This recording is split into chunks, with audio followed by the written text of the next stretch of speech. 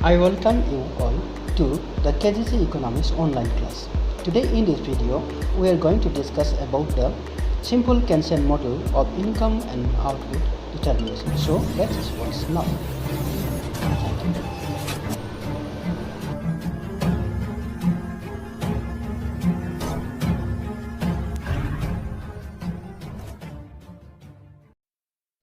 Hello viewers, I am Dr. Kamal Bodosa, Department of Economics from Kokrajhar Government College. In this video today I am going to discuss about the simple Keynesian model of income determinations. So John Maynard Keynes has contributed many into the macroeconomics model. So let us discuss about the income determinations under the simple Keynesian model. This lecture will cover assumptions of the simple Keynesian model, conditions for equilibrium of simple Keynesian model. Now, demand creates its own supply. Another assumption is the aggregate price level remains fixed. The economy has excess production capacity. The economy is closed. There is no exports and imports, and there is no retained earnings. All profits are assumed to be distributed as dividends among the shareholders. Firms are assumed to make no tax payments. All taxes are paid by householders. Conditions for equilibrium. Here it is seen that y is equal to E in the equation 1, where y is the national income or GDP and E is the total expenditure or desire expenditure and the aggregate demand. Now household consumption C and business investment I and government goods and services Z is three components for the aggregate demand or aggregate expenditure. Thus, the equilibrium condition of national income in a closed three-sector economy is as per equation number 2. This means that income received Y is equal to desire expenditure E. Since national product Y also measures national income, we can rewrite the equation including the saving and tax by trade. Income is assumed to be paid out to the household in the form of factor income such as rent, wages, interest and dividends, and is partly consumed and partly saved and partly paid to the tax. Since Y is also national product, we can write Y equal to C plus I plus Z. This means that national product is equal to the consumption, investment plus government expenditure. Here from the definition given in equation 3 and 4, we can rewrite the condition for equilibrium income in equation 2, where is the demand side and supply sides. We can rewrite in equation number 4, where common we can strike out and taxation and demand side and the expenditure side we can rewrite, where saving is equal to investment but taxation goes to the government expenditure.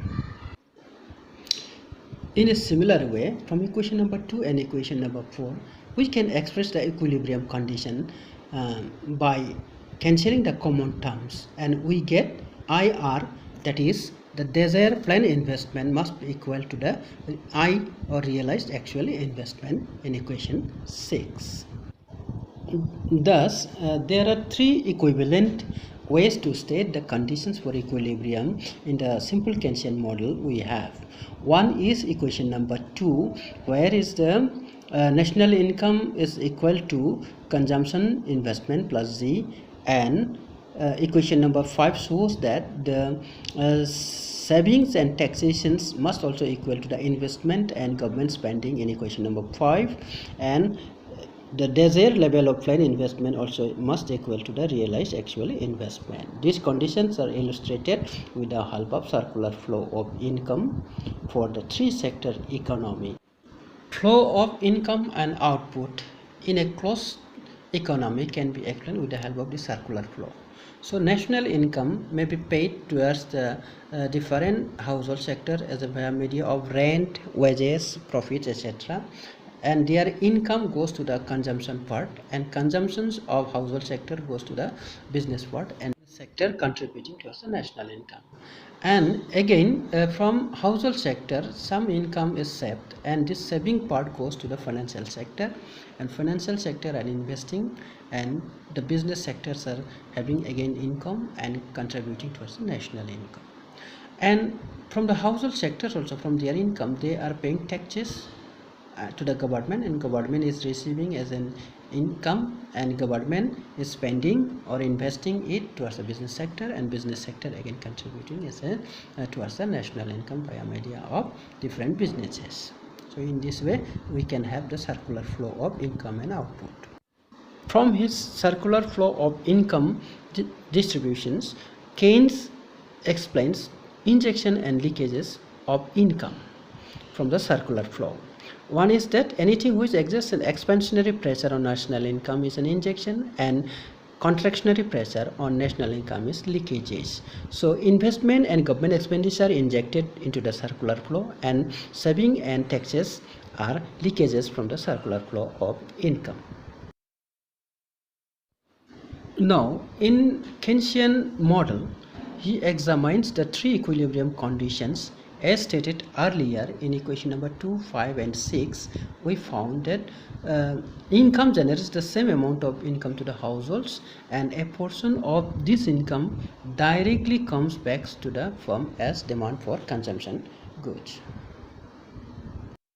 Here national output will reach its equilibrium level if this demand or consumption, when added to the desired investment expenditure of firm I and government spending Z, produces a total demand equal to national income. That is, if Y is equal to C plus I plus Z. The second equilibrium conditions of income is S plus T or equal to I plus Z, that is including taxes and government expenditure. That suggests the flow of rate of output will be an equilibrium rate if the sum total of leakages S plus T is just balanced by the sum total of injections I plus Z. These conditions ensures that the amount of income of household does not spend on output, that is saving plus tax. Therefore, the amount of output that is produced but not spent to the household is exactly equal to the amount the other two sectors wish to buy, that is investment plus government expenditure. Thus, the total output equal aggregate demand. Equation number 6 also states that in equilibrium, desired or planned investment IR must equal to the realized or actual investment.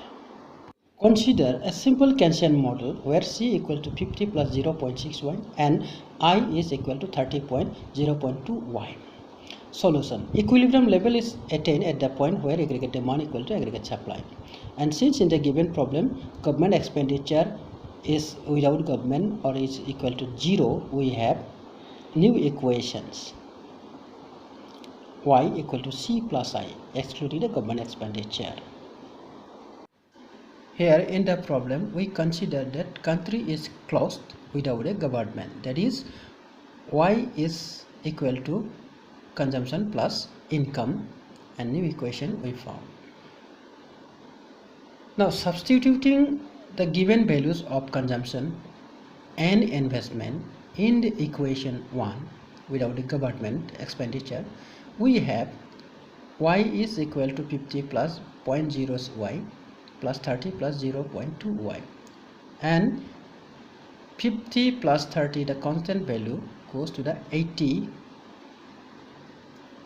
and 0.6y plus 0.2y comes together 0.8y.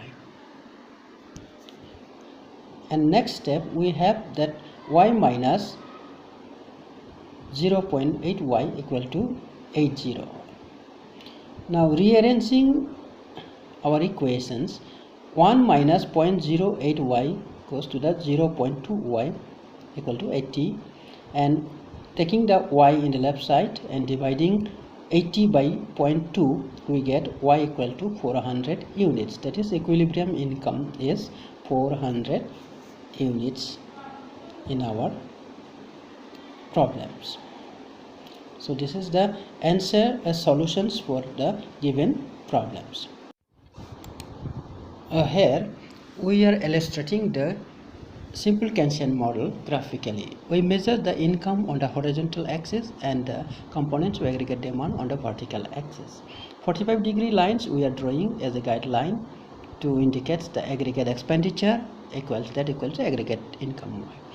The consumption functions C equal to A plus B Y, as also the aggregate demand schedule C plus I plus D are also shown separately. In this diagram, since the autonomous components of the expenditure do not depend directly on income, the vertical distance between the consumption schedule and income schedule is the same at all levels of income. So C plus IG is the aggregate demand and is measuring on vertical axis, and income is measuring on horizontal axis. Y naught is the equilibrium income, and the point E is the equilibrium aggregate demand and aggregate supply. So, dear viewers, we have learned about the assumptions and conditions for equilibrium for the simple Keynesian model. Thank you for watching.